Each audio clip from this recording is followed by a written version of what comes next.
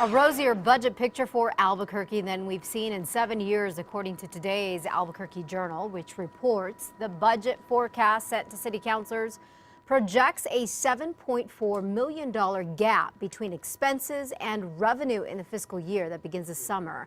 That means the city has to either cut spending that much or raise revenue when a balanced budget is put forth in the spring. So what makes this rosy, you may ask?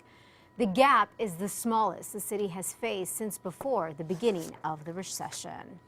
And we are getting a bigger picture of a bill being proposed to legalize marijuana in New Mexico. Now, pardon the cliche here, but some of the details remain a little hazy. But here's what we do know. State Senator Gerald Ortiz-Pino officially filed the constitutional amendment last week to make the possession, sale, distribution, and recreational use of pot legal, and it could allow the state to tax it. The law would be similar to liquor laws, meaning pot could only be sold legally to people who are 21 and older. The bill does not say how much you could buy at one time or exactly who could sell this. Now, if the legislature passes it, the bill would go to you, the voter, and you would have the final say with it.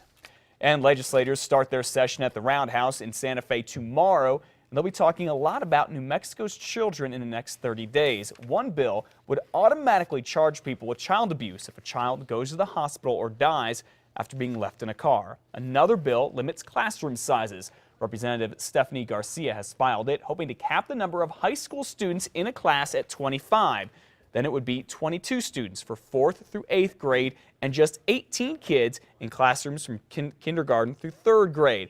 And there is that high-profile joint memorial that was filed after 9-year-old Omari Varela. This young man died here in Albuquerque. Police say it was child abuse. The memorial could force more oversight to CYFD, the Children, Youth, and Families Department, and its foster care program. A double kick on Friday signals the apparent end of the trail for that controversial horse slaughterhouse wanting to open up in Roswell and possibly for all other horse slaughterhouses in the U.S. President Obama signed the budget bill that halted funding for the federal inspections of these horse slaughterhouses that they need to have in order to operate in the U.S. Also on Friday, a state judge in Santa Fe issued a preliminary injunction against Valley Meat that will kick in if the feds ever restore funding for inspections. The lawyer for the plant says its owners will continue their legal fight. A slump in the number of surgeries being performed at one Santa Fe medical facility is forcing it to close its doors, and another will pick up the slack. The question is, will they pick up employees? Physicians Plaza Surgery Center is closing its doors February 28th, and according to the New Mexican, Christus St. Vincent Hospital will be handling the patient volume that results in the closing. 30 employees are being cut. A center spokesman says they're hoping those staff members can find work at Christus St. Vincent.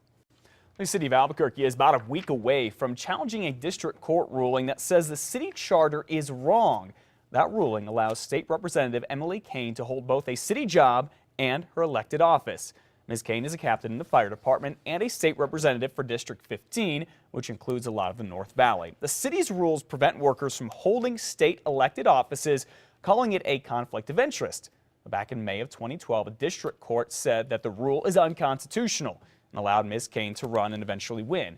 We're told the city says the Court of Appeals will uphold the charter. Ms. Kane says she has a solid argument backed by the Attorney General's office. They're all set to be in court a week from tomorrow.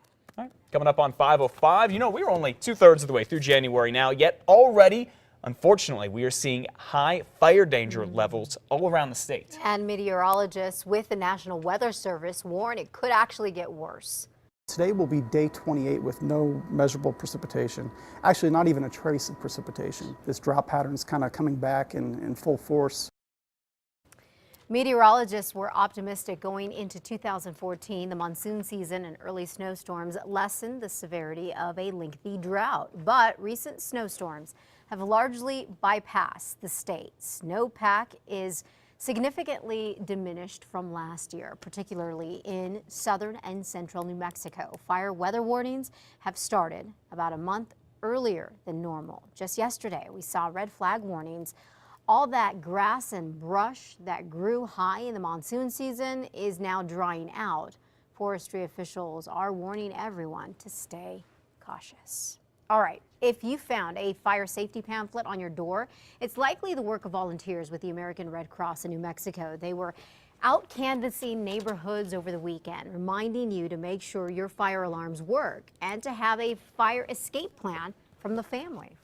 The Red Cross responds to virtually a fire every day in New Mexico.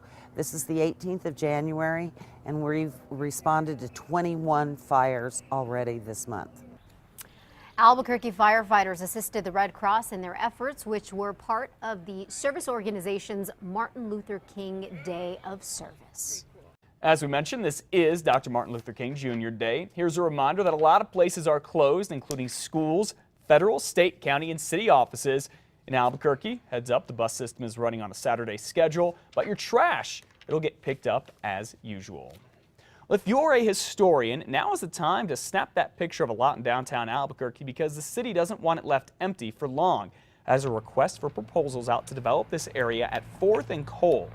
According to the Albuquerque Business First, the city bought this land 20 years ago for about $230,000, and now a project manager says the land will probably end up being mixed use with some multi-family living space and possibly retail and office space.